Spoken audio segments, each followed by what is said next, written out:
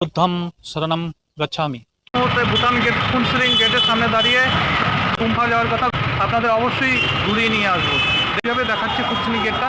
এই যে পেছনে দেখুন ফটোগুলো কি সুন্দর, এই সামনে দেখতে পাচ্ছেন। রাখি, এখানে বেশিক্ষণ দাঁড়ানোর অনুমতি দেয় না। এই মুহূর্তে আমি ফুনসিলিং এর ওপরে এক গুম্ফাতে এসেছি, গুম্ফা দর্শন করতে। আমিও দর্শন করব আর আপনাদেরও দর্শন করাবো। গুম্ফা ঢোকার জাস্ট ঢোকার মুখটাই এটা। হ্যাঁ, এখানে 30 টাকা দিয়ে টিকিট কেটে ভেতরে যেতে হয়। এই জায়গাটা দেখতে পাচ্ছেন। যদি কেউ কোনো দিন আসেন, তো এই গেটের মুখে আপনারা এগিয়ে নিয়ে যাচ্ছি মন্দিরের দিকে। দেখুন, হ্যালো বলো, হ্যালো হ্যালো। প্রবেশদ্বার পেরিয়ে এগোচ্ছি ধীরে ধীরে। দেখতে পাচ্ছেন ফুনসিলিং থেকে প্রায় 8 কিলোমিটার দূরত্বে গুম্ফা মন্দির। আস্তে আস্তে ভেতরটা যাব, আপনাদের দেখানোর চেষ্টা করব গুম্ফা মন্দিরকে। ধীরে ধীরে এগিয়ে যাচ্ছে মন্দিরের দিকে। প্রচণ্ড বৃষ্টি হওয়ায় মোবাইল ভিজে যায় এবং কিছু কিছু জায়গায় সাউন্ড আসে আর কিছু কিছু জায়গায় সাউন্ড আসে না, যার জন্য ভয়েস ওভার দাওয়াত দিতে হচ্ছে আমাকে। এই ভুটানি এই গুম্ফা মন্দিরের লামার এরা দুজন মেয়ে দেখা হলো। ওরা হেল্প করে দিল কী করে যেতে হয়, কোন রাস্তা দিয়ে যেতে হয়। খুবই হেল্পফুল ভুটানির লোকরা, দারুণভাবে হেল্প করে দিল আমাকে যাওয়ার জন্য। আমি তাদের অনেক থ্যাংক ইউ দিলাম। বলল যে আবার আসবেন, ফ্যামিলি নিয়ে আসবেন। ইন্ডিয়ার লোকদের তারা খুবই ভালোবাসে। বেশিরভাগ ইন্ডিয়ান লোকরাই দর্শনধারী, এখানে এই মন্দিরে ঘুরতে আসেন।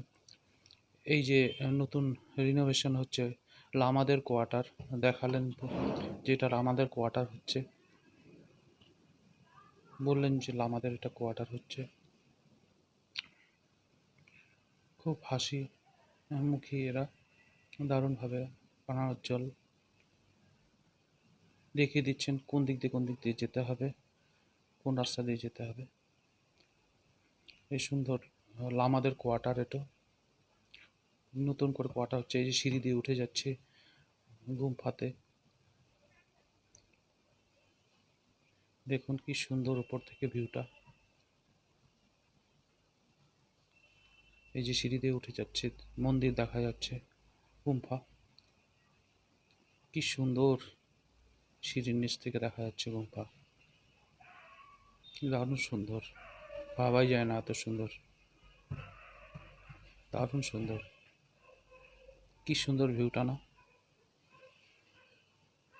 কত উপর থেকে আমরা মন্দিরে এসেছি, কত নিচ থেকে উপরে। অপূর্ব সুন্দর মন্দিরটা। চারিদিকটা দেখুন কি সুন্দর, নিচে পাহাড়ের ভিউটা দেখা যাচ্ছে, দেখুন কি সুন্দর। অপূর্ব পাহাড়ের ভিউ, অপূর্ব অপূর্ব, ভাবাই যায় না।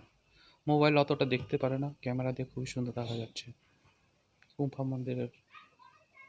দেখুন শোভা। ভেতরে প্রার্থনা চলছে বলে আমাদের যেতে দেয়নি মন্দিরের ভেতরে। গুম্ফার ভেতরে ভিডিও করা মানা বলে আমাকে যেতে দেয়নি। আমি এমনি ভিডিও করা ছাড়াই ঘুরে এসেছি, ভেতর থেকে মন্দির দর্শন করে এসেছি।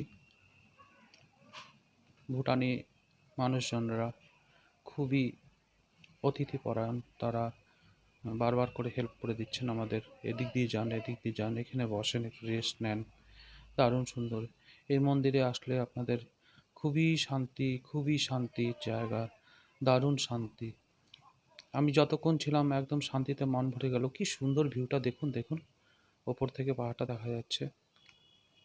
কি সুন্দর মন্দিরটা, গুম্ফাটা কি সুন্দর দেখা যাচ্ছে, তাই না? সব প্রার্থনা করে বেরোচ্ছেন এখন। অপূর্ব সুন্দর, অপূর্ব সুন্দর ভিউটা দেখুন, কত সুন্দর। ওনারা পূজা দিয়ে বেরোলেন। অপূর্ব অপূর্ব। এই পাহাড়ের নিচটা দেখুন। ধীরে ধীরে যাচ্ছি আমি এগিয়ে। দেখুন নিচে ফুনসিলিং শহরটাকে দেখা যাচ্ছে, ওই যে দূরে ফুনসিলিং শহরটাকে দেখা যাচ্ছে। দেখুন দেখুন দেখুন, কি অপূর্ব ভিউ, ভাবাই যায় না। দারুণ সুন্দর, দারুণ সুন্দর। মানে আমি এই ভিউগুলা দেখাচ্ছি ঘুরে ঘুরে মন্দিরের চারিদিকে। চারিদিকটা আমি হেঁটে হেঁটে যাচ্ছি, চারিদিকের ভিউগুলো।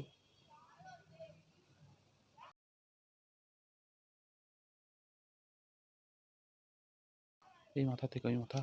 গুম্ফা মন্দির খালাম। যদি দেখে ভালো লাগে অবশ্যই লাইক কমেন্ট করবেন। আপনার একটি লাইক একটি কমেন্ট আমার কাজের আরও স্পৃহা বাড়ায়। আশা রাখি আপনারা লাইক কমেন্ট করে আমার স্পৃহাকে বাড়াবেন। রাখি তাহলে। সাথে থাকবেন। টাটা, বাই বাই, আবার দেখা হবে।